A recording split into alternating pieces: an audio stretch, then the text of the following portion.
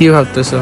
তোমার শখের পুরুষকে তুমি যা ইচ্ছা তা বলতেছো, তোমার কথা দিয়ে ওরে হার্ট করতেছো, ওরে ইনসাল্ট করতেছো, তারপরে মানুষটা একদম চুপচাপ বসে আছে, তোমার সব কথা মানতেছে, তোমাকে রেস্ট্রিকশন করতেছে না, শাসন দিচ্ছে না, তোমাকে তোমার মতো করে চলতে দিতেছে।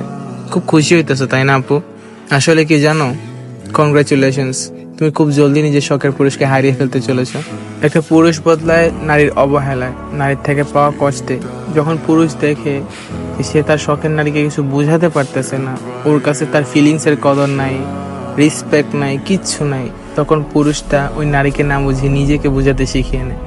অতঃপর বিচ্ছেদটাই শেষ গন্তব্য হয়ে দাঁড়ায়।